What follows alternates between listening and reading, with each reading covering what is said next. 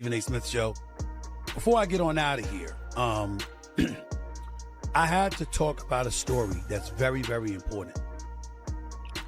And albeit indirect, Smith has just dropped a bombshell that completely reshapes the landscape of women's basketball, confirming what many have quietly suspected for months. Caitlin Clark is standing on the edge of a historic move.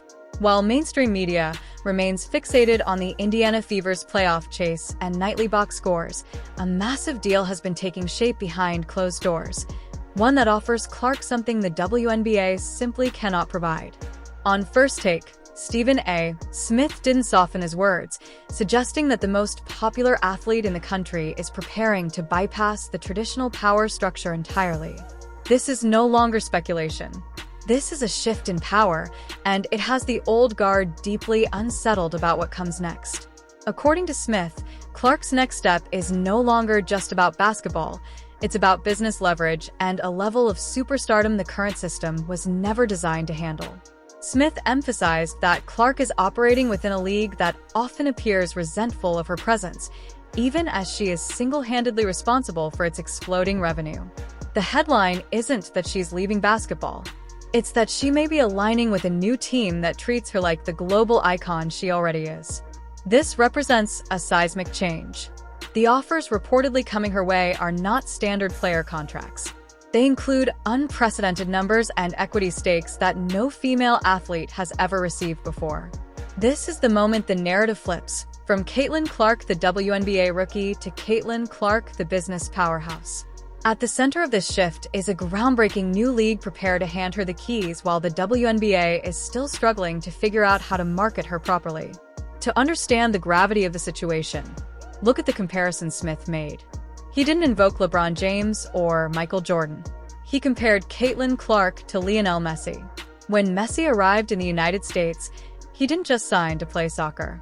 He secured revenue from Apple TV subscriptions and ownership equity in his club. Smith argues Clark is in that exact position right now. She's too influential for a salary cap, too valuable for a standard player deal. The team in question is the Unrivaled League, a 3-on-3 powerhouse founded by WNBA stars Breanna Stewart and Nafisa Collier. Don't let the format fool you. This isn't a pickup league. It's a privately backed venture designed to operate during the off-season in Miami, specifically to keep elite players from going overseas.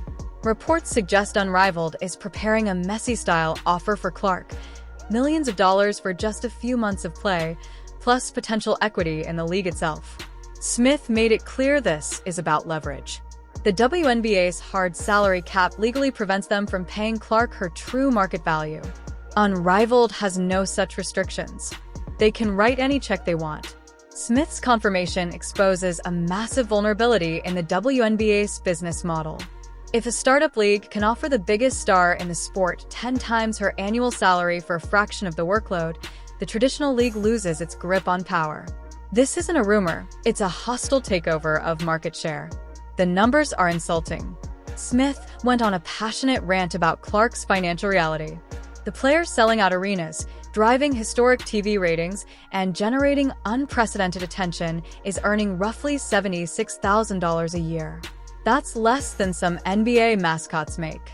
Smith called it an embarrassment for a league claiming major status. Team valuations are soaring. Ticket prices are skyrocketing. Merchandise is flying off shelves.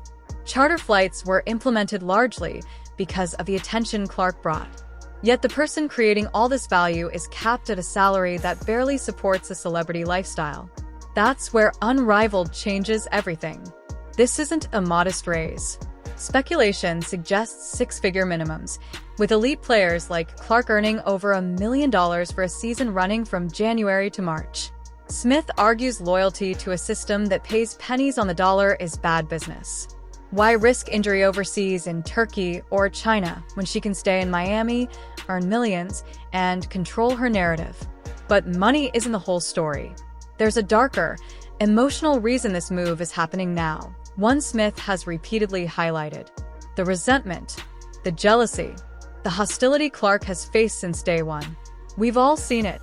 Excessive fouls, hip checks away from the ball, media figures subtly undermining her achievements. Smith called it mean girl energy, embedded within the league. Instead of embracing the fans and revenue she brings, parts of the old guard appear intent on hazing her. The Kennedy Carter incident became a symbol of that toxicity. Legends questioning her records only amplified it. Smith argues no player should remain in an environment where peers root for failure. Unrivaled offers a cultural reset, smaller, elite, empowerment-driven. By joining, Clark sends a clear message. She doesn't need permission to be great. This story cannot be told without revisiting the Olympic snub. When Clark was left off Team USA's roster, officials claimed it was about experience. Smith and millions of fans saw gatekeeping. The decision backfired.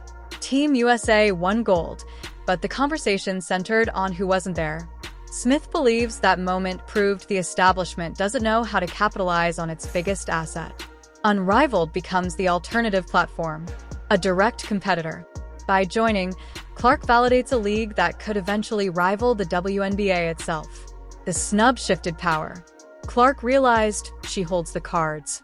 Smith frequently calls Clark the cash cow of women's basketball, and economically, he's right. Every arena sells out. Teams move games to larger venues. Networks scramble to flex broadcasts. She is the economy. But rigid league structures prevent her from benefiting directly. Unrivaled doesn't want an employee. They want a partner. Smith's message is simple. Stop thinking like a rookie. Start thinking like a CEO. The WNBA treats Clark like entry-level labor. Unrivaled treats her like a Fortune 500 executive. That confirmation proves the market knows her value, even if the salary cap doesn't. Smith also highlighted the physical toll Clark faces nightly. Constant blitzes, traps, unchecked physicality. Referees, he argues, have failed to protect the league's golden goose. The unrivaled format offers a controlled environment, less wear and tear, and a game tailored to her strengths. Skill over grind. Precision over punishment. Smith isn't just reporting. He's predicting a revolution. If Clark joins Unrivaled, she isn't switching teams. She's building a rival empire. Success would force the WNBA to overhaul its business model, renegotiate CBA, and rethink power entirely. The off-season could become more valuable than the season itself. There's risk. Critics will pounce if it fails. But the reward is immortality. Clark would redefine pay structures for every woman who follows. Someone had to be first. Someone had to say, I am worth millions. Caitlin Clark is that person. We are at a crossroads. The offer is real. The money is life-changing. The opportunity is unprecedented. She can wait, or she can revolutionize women's sports forever. As Smith said, the train has left the station. The WNBA can get on, or watch from the platform as Caitlin Clark takes the game somewhere it's never been before.